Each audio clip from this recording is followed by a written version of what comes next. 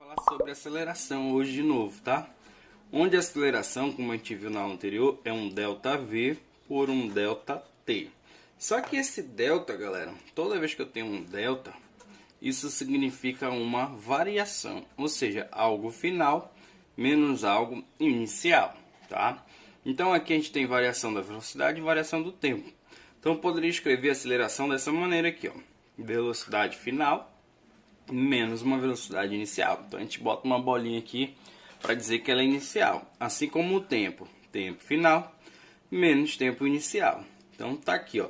Eu posso escrever a equação da aceleração dessa maneira e eu posso escrevê-la dessa maneira aqui também, tá? Conforme o problema, galera, eu posso abrir ou não esse delta.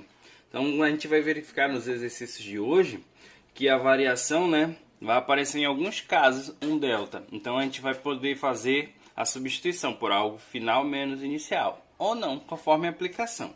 Outra informação interessante que a gente precisa lembrar é que a aceleração sempre vai ser dada em metros por segundo ao quadrado, né?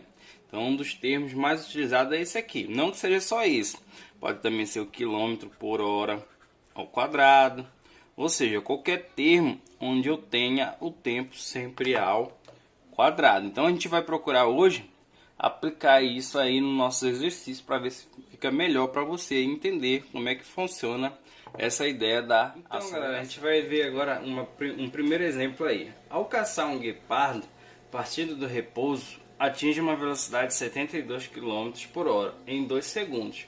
Qual a aceleração nesse intervalo de tempo? Então, como ele está falando aí, ele parte do repouso. Significa que a velocidade inicial desse cara é quanto?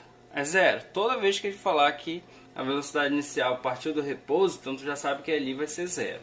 E ele falou que a velocidade que ele vai atingir é de 72 km por hora, tá? Em um tempo de 2 segundos. Como ele deu um tempo só, esse cara já vai ser o ΔT. Então, 2 segundos. Então, veja bem, ele já deu um tempo só, então vai ser o próprio ΔT. Agora, quando ele dá duas velocidades, aí sim eu vou ter que mexer no delta. Mas antes disso, vamos lembrar o seguinte, eu não trabalho com quilômetro por hora, trabalho com metro por segundo. Então, tem que dividir por 3,6. Toda vez que vier em quilômetro por hora, divide por 3,6, que isso vai virar quanto? 20 metros por segundo, né? Então tá aqui, ó, já dividi, deu 20 metros por segundo. Então vamos lá. A aceleração é um ΔV sobre um ΔT, né, galera? Só que aí a gente vai lembrar o seguinte, toda vez que eu tenho duas velocidades ou dois tempos, a gente abre esse cara. Então, no caso, eu vou abrir só velocidade, porque ele me deu duas velocidades. Então, como é que vai ficar? Velocidade final menos inicial dividido por um ΔT. Precisa mexer no ΔT? Não, porque ele só deu um tempo. Então, a gente mantém isso daí. Então, como é que vai ficar essa história aí? Olha, aceleração é igual velocidade final 20 metros por segundo, já transformado, menos a inicial, que era quanto? Zero. Pelo tempo, que foi só um que ele deu, que era 2 segundos. Então, a aceleração vai ficar quanto, galera? 20 dividido por 2. Então, a aceleração, nesse caso, vai ser de quanto? 10 metros por segundo ao quadrado, né, galera? Então, bota o quadradinho lá. Então, tá aqui a resposta da nossa aceleração. Perceba que eu só mexi no ΔV porque ele deu duas velocidades. Como ele deu só um tempo, não precisou mexer no ΔT. Então, tá aqui o nosso primeiro exemplo. É o seguinte, um avião parte do repouso com uma aceleração constante e atinge uma velocidade de 450 km por hora em 25 segundos, tá?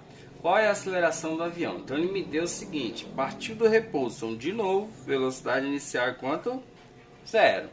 E ele atingiu uma velocidade de 450 km por hora, né? Já perceba que a gente vai ter que alterar isso aqui.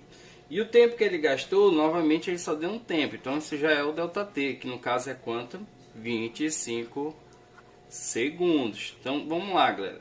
Esse cara aqui, ó, a velocidade está em km por hora. Não trabalho com km por hora, trabalho com metro por segundo. Divide-se por quanto? Por 3,6. Dividindo-se por 3,6, a gente vai encontrar 125 metros por segundo, galera. Então, tá aqui a transformação. Vamos lá. A aceleração é um ΔV sobre um ΔT.